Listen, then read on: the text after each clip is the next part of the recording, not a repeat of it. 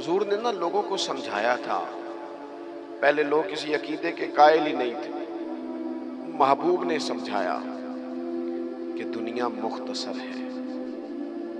حضور نے بتایا کہ مرنے کے بعد ہمارے لیے جو قبر ہے اس کو صرف ایک پہلو نہ سمجھ لینا، وہ گڑھا بھی ہے دوزخ کا لیکن وہ جنت کا باغ بھی ہے.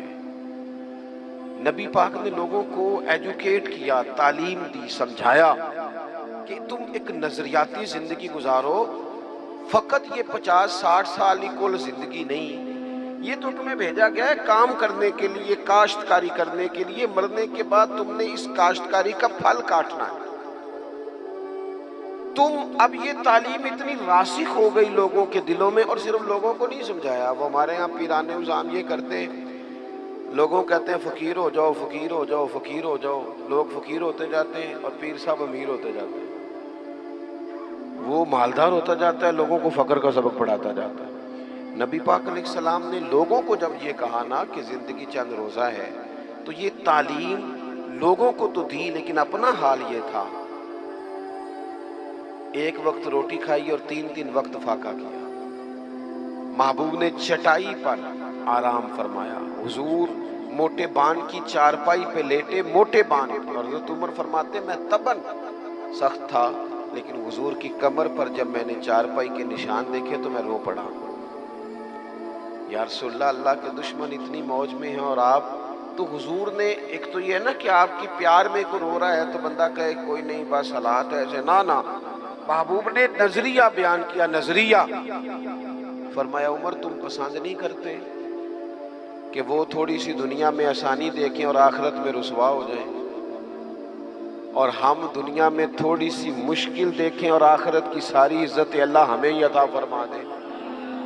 تو حضور تعلیم دیتے، سمجھاتے، قائل کرتے، دلیل دیتے، لوگوں کو سمجھ آتی. اور وہ پھر شعور اتنا بلند ہوا، اتنا بلند ہوا، اتنا بلند ہوا، یقین، علم الیقین تک سے شروع ہو کر عین الیقین تک پہنچا اور حق الیقین تک پہنچا کہ حضرت انس بن نضر رضی اللہ تعالیٰ عنہ احد کے میدان میں جب موجود تھے نا، تو جنت کی باتیں سن سن کے، وہ تعلیم لے لے کے قلبی واردات اس طرح کی ہو گئی تھی کہ میدان احد میں کھڑے ہو کے لوگوں سے کہہ رہے تھے نہ ادھر جاؤ، ادھر واپس آؤ. مجھے تو احد پہاڑ کے دامن سے جنت کی خوشبو آ بھی رہی ہے، جنت کی خوشبو آ رہی ہے. تو تعلیم کا کچھ نہ تھوڑا سا سیکھنے کا ماحول بنائیں. ہمارے ہاں الجھنیں بہت زیادہ ہیں.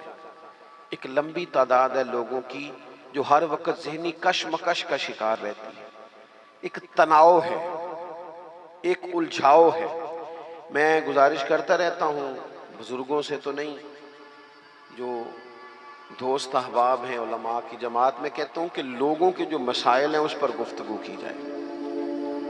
لوگوں کو ذہنی آسودگی کا موقع میسر آئے، انہیں پتہ چلے کہ یہ ہمارا اصل مسئلہ ہے. ہمارے جو دیکھیں نا، حسد بہت بڑا مسئلہ ہے.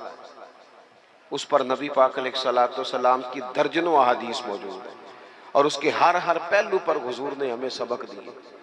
بغض پر، جھوٹ پر، بدی پر، خیانت پر، رزق حلال کے فضائل پر، محبت پر. یہ جو ہمارے مسائل ہیں، ہم اگر حضور سے سیکھ لیں. ایک جنگ بنی رہتی ہے گھروں میں، چوکوں میں، چوراہوں میں، آپس میں، دفتروں میں، کٹھے بیٹھنے والے لوگوں میں.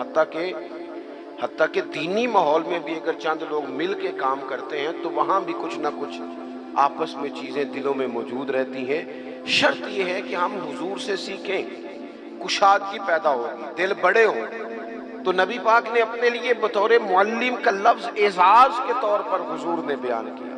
اور دوسرا، حضور نے فرمایا میں نا اخلاق عالیہ کی تکمیل کرنے دنیا میں آیا ہوں.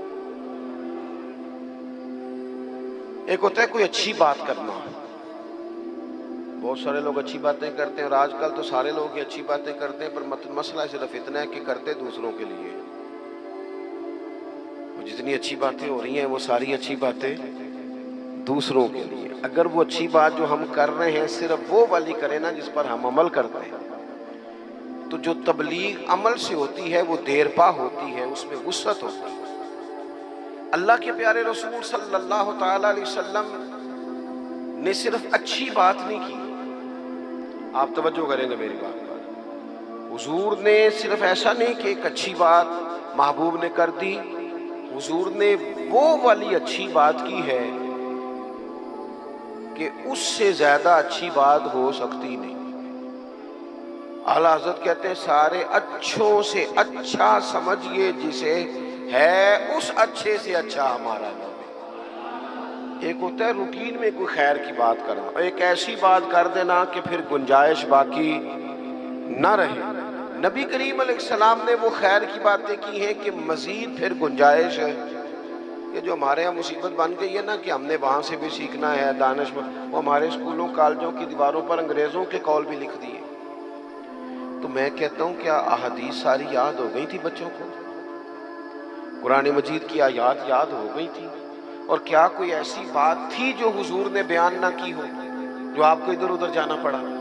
اللہ کے پیارے رسول صلی اللہ تعالی علیہ وسلم نے تکمیل کر دی اخلاق عالیہ، بلندی اخلاق جہاں تک جا سکتے تھے وہ ساری چیزیں حضور نے ہمیں دی ہیں۔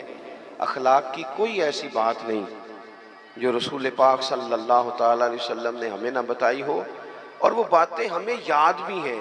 بس مسئلہ یہ ہے کہ تقریریں، میں آج کل یہ دیکھتا ہوں کہ آپ آ جائیں جی، آپ یہاں بھی بیان کر دیں، آپ تھوڑا وہاں بھی کر لیں، تھوڑا وہاں بھی کر لیں۔ تو میں یہ اکثر کہتا ہوں دوستوں سے کہ اگر تو تقریریں ہیں فقط کانوں کی لذت کے لیے، پھر تو سارا دن سنیں، اور اگر عمل کے لیے ہے نا تو پھر میرا خیال ہے 20 منٹ اگر کسی نے کوئی بات سن رکھی ہے تو وہ عمل کے لیے کافی ہے، وہ عمل کے لیے کافی ہے۔